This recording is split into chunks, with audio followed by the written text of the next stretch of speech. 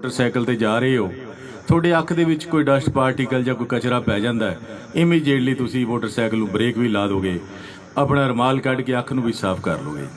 ਇਹ ਸਾਰਾ ਕੰਮ ਨੂੰ ਨਿਊਰੋ ਟਰਾਂਸਮਿਟਰ ਸਿਸਟਮ ਕਹਿੰਦੇ ਨੇ। ਜਦੋਂ ਇਨਸਾਨ ਡਰੱਗ ਦਾ ਇਸਤੇਮਾਲ ਕਰਦਾ ਹੈ, ਉਹਦਾ ਨਿਊਰੋ ਟਰਾਂਸਮਿਟਰ ਸਿਸਟਮ ਪ੍ਰਭਾਵਿਤ ਹੋ ਜਾਂਦਾ ਹੈ। ਔਰ ਤੁਸੀਂ ਦੇਖਿਆ ਹੋਏਗਾ ਕਿ ਡਰੱਗ ਐਡਿਕਟਡ ਜ਼ਮੀਨ ਤੇ ਡਿੱਗੇ ਪਏ ਹੁੰਦੇ ਨੇ, ਕੋਈ ਸੁੱਧ ਬੁੱਧ ਨਹੀਂ ਹੁੰਦੀ, ਕਿਉਂਕਿ ਉਹਨਾਂ ਦਾ ਨਿਊਰੋ ਟਰਾਂਸਮਿਟਰ ਸਿਸਟਮ ਪ੍ਰਭਾਵਿਤ ਹੋ ਜਾਂਦਾ ਹੈ। ਬ੍ਰੇਨ ਦੇ ਵਿੱਚ थिंकिंग प्रोसैस, सोच विचार करने की शक्ति, इमोशनल कंट्रोल रेगुलेटर सिस्टम जो संवेदनशीलता को कंट्रोल करता है, स्पीच सेंटर जो बोलचाल को कंट्रोल करता है। जो इंसान ड्रग का इस्तेमाल करता है, ब्रेन गुलाम बन जाता है। वो ना ही वह थिंकिंग सर्किट, ना रिवार्ड सर्किट, ना इमोशनल कंट्रोल रेगुलेटर सिस्टम वो काम नहीं करता। तुसीं देखा होगा कि ड्रग एडिक्टेड जमीन ते पे होंदे ने, कोई सुध बुध नहीं होंदी, शरीर ते ब्रेन की आपस में कोई कनैक्टिविटी नहीं। ये सारे तत्थ मैडिकल साइंस ने साबित किए हुए ने, पर धन श्री गुरु नानक देव जी ने जपजी साहब दे विच पहला ही 500 साल पहले लिखा होया है, मत विच रतन जवाहर माणक, सारे हीरे मोती थोड़ी मत दे विच ने। नशा करदा की है, मत नूं गुलाम बनांदा है, थोड़ा खजाना लुटिया गया। You can not survive in the society for a long time.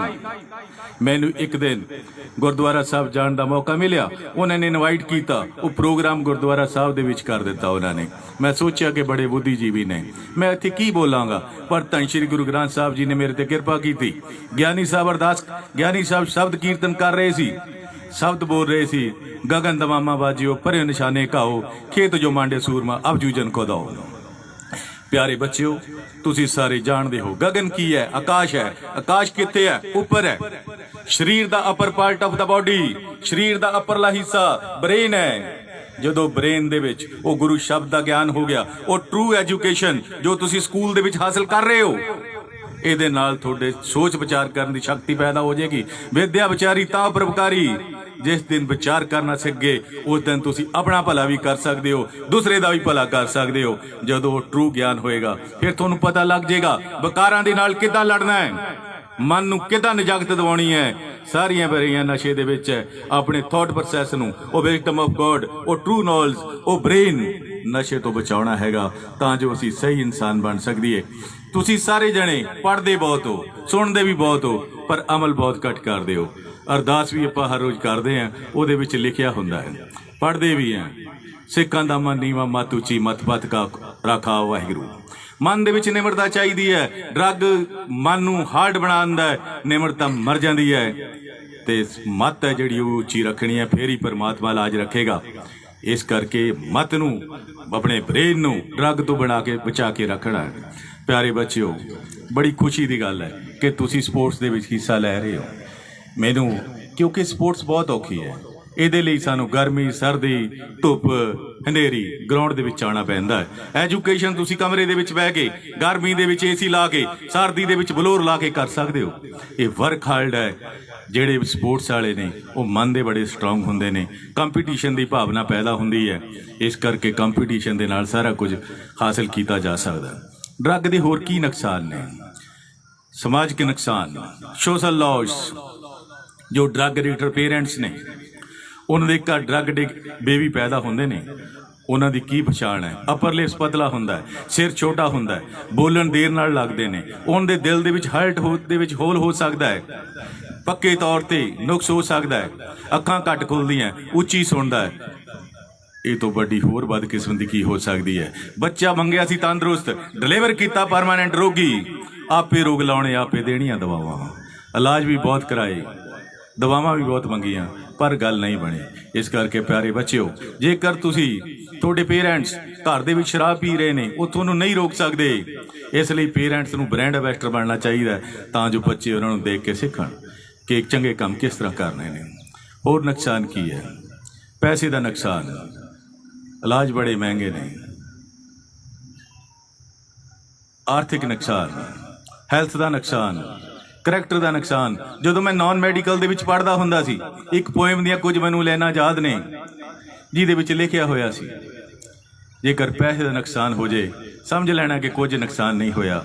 जेकर सेहत का नुकसान हो गया समझ लेना कुछ ना कुछ नुकसान होया, जेकर करैक्टर का नुकसान हो गया समझ लेना कि बेड़ा गर्क हो गया। नशा करदा की है, ये तीनों चीज़ों को डिस्ट्रॉय कर दिंदा and therefore you can not survive in the society for a long time. इन्हां तीनों चों बचना हैगा तुसीं।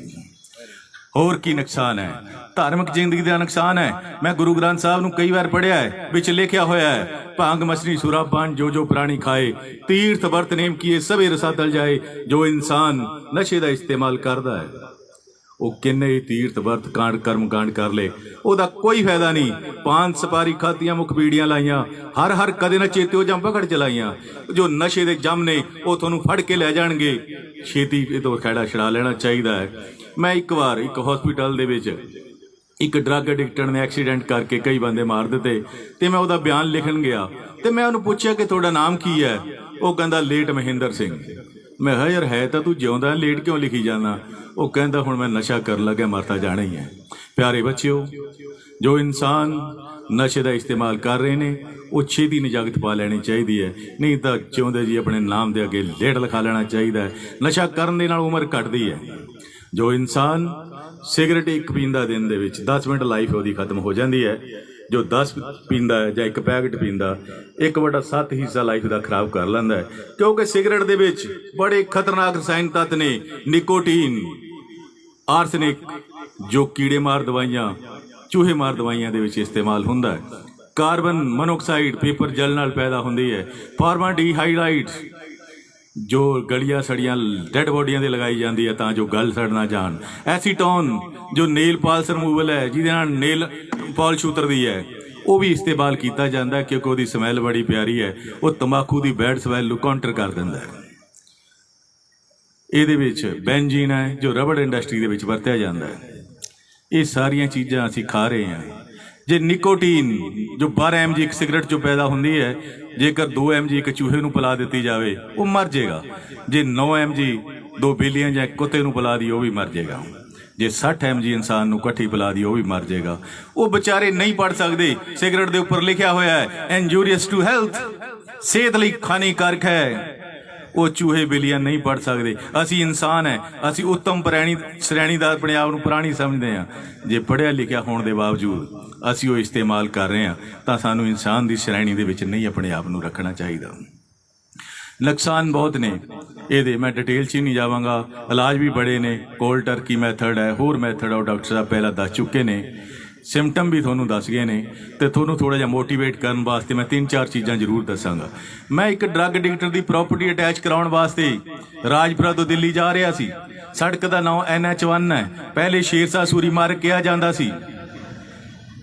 वो 5 साल दे विच राजे ने सड़क बनाई दिल्ली टू लाहौर, लाहौर अगे जाके कलकत्ते तक गई। वो राजे ने 5 साल लई काम किया। ये 5 साल दे विच किदां काम किया जा सकता है जदों कि गुलामां तो काम लिया जाता सी। उन्हें मुगल सरायां बनाईयां, लोकां वास्ते दरख्त लाए, पानी ले खूह पटाए गए।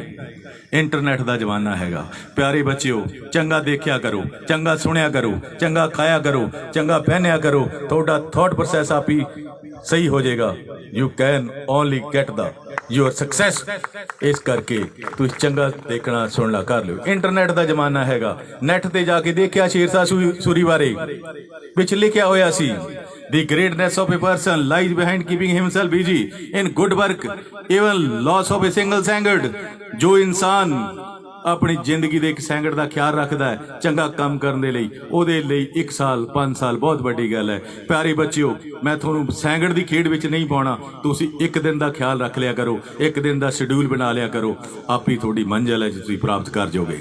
फिर पेपरां वाले दिन कोई चेहरे पीड़े नहीं पैने। You can get with very ease in your life. अगे प्यारे बच्चों, फिर मैं देखिया कि शेरशाह सूरी ने की लिखिया होया, उसकी महानता की है। Good work, social work, noble cause, चंगा काम। मैं नशा नहीं करता, ये गुड वर्क है। सोशल वर्क, जे कोई नशा करता है उन्होंने मैं समझावांगा, मुख्य धारा विच लियावांगा, उसका इलाज करावांगा। Social work. नोबल काज की है, जे कोई नशा बेचता उसकी सूचना दे के सेंट्रल जेल भेजन का इंतजाम करिए। ये तिन्ने काम कर दिए, आप ही नशा मुक्त समाज की सर्जना हो जानी है। तो शुरुआत भी अपने आप तो करिए बिना किसी सैंगड़ खोए तो। इंटरनेट का जमाना है तो मेरे दिमाग दे विच आ गया भी शेरशाह सूरी ने बड़े काम कीते ने। हिटलर की याद आ गई, हज़ारां करोड़ के करीब बंदे मार दिते उन्हें, क्योंकि वह नैगेटिव थॉट सी, I have only one alternative, victory और डेथ, जित या मौत, हार नेड़े आके सुसाइड कर गया। ये नैगेटिव विचारधारा है। मैं थोनू कह रहा सी पॉजिटिव माइंड, मैं हिटलर नू सोच नू चेंज किया। There is only one option for drug addicted person, that is physical death और सोशल डेथ। जो इंसान ड्रग का इस्तेमाल करता है वो समाजिक मौत ते शरीरक मौत हो जाती है। नशे नाल सारियां प्राप्तियां खत्म हो जांदियां।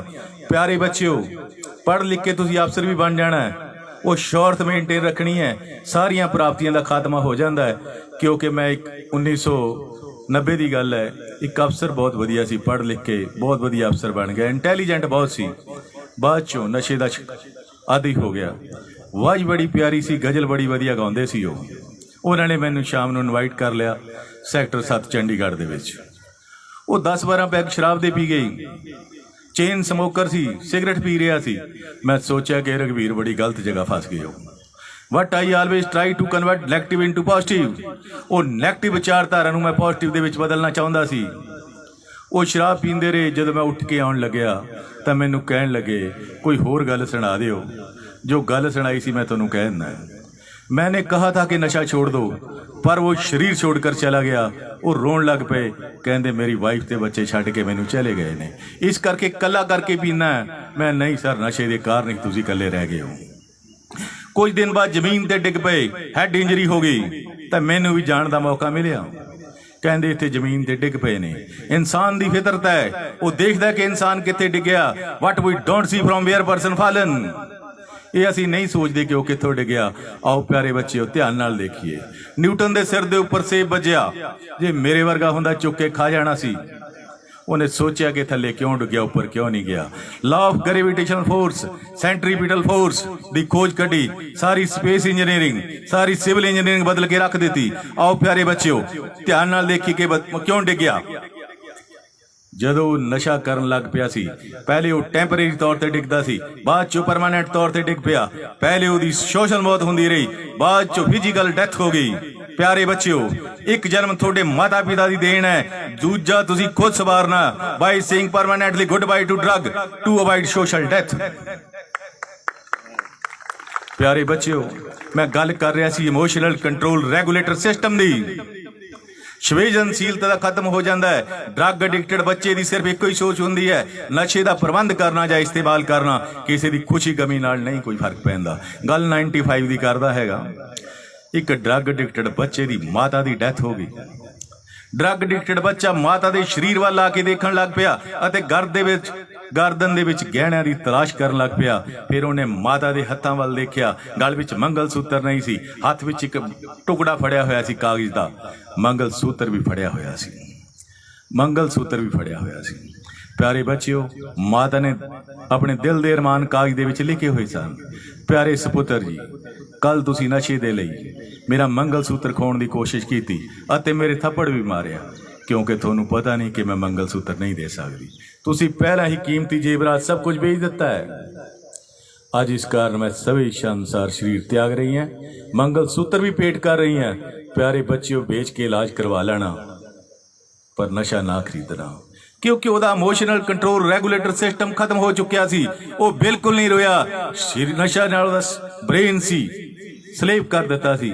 माता का मृतक शरीर छड्ड के चला गया नशा लैण वास्ते। पहले शौक था, पेशा हुआ ड्रग खरीदना, खरीद लेता हूँ चाहे मिले कितने ही दाम पर। ये तो घटिया ते महंगा सौदा की हो सकता है। वो बायोलॉजिकल पार्ट पेरेंट्स का, माता जी दी